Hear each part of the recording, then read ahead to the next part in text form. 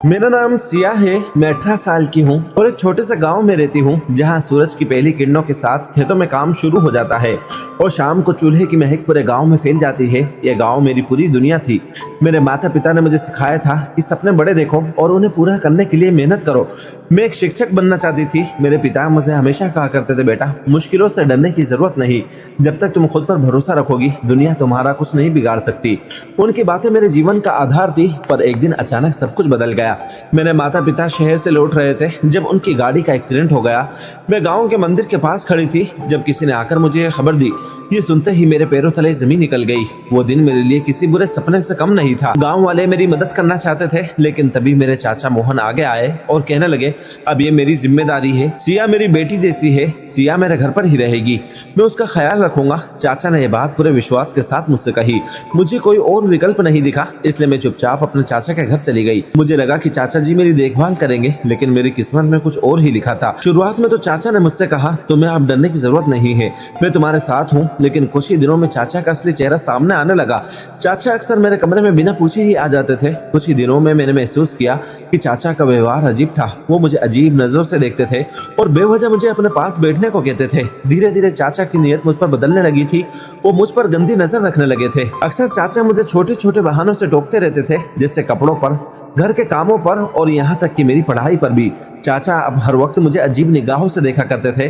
वो जानबूझकर करीब आने की कोशिश करते थे। एक रात जब मैं अपने कमरे में सो रही थी तो अचानक मुझे लगा जैसे कोई मुझे कमरे के बाहर से देख रहा हो। मैंने डरते हुए पूछा, बाहर कौन है? लेकिन कोई जवाब नहीं आया। लेकिन मैंने किसी के कदमों की आहट सुनी थी। अगले दिन चाचा ने मुझसे पूछा, कल रात तुमने दरवाजा क्यों बंद किया था? मैं चौंक गई।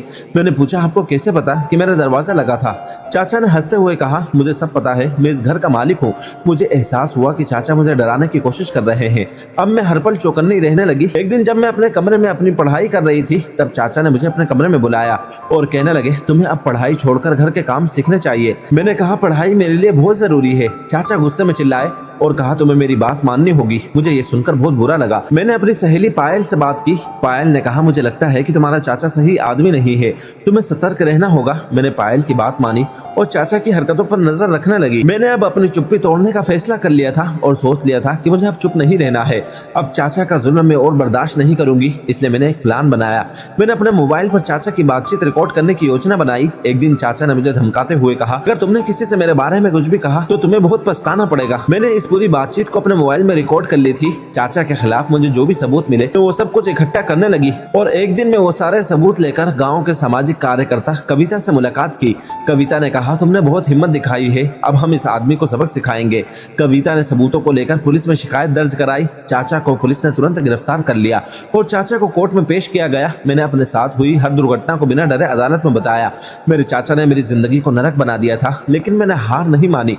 कोर्ट ने चाचा को उसके अपराधों के लिए 10 साल की सजा सुनाई।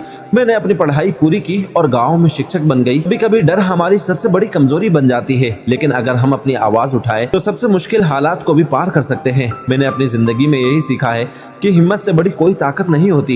ये कहानी न केवल मेरी जीत की है, बल्कि एक संदेश भी है कि किसी भी मुश्किल हालात में चुप ना रहे, अपनी आवाज उठाए और अन्याय के खिलाफ लड़े। हमारी चुप्पी ही उनकी ताकत बनती है। अगर हम बोले तो हर मुश्किल को खत्म कर सकते हैं। मैंने भी यही किया और आप भी यही कर सकते हैं।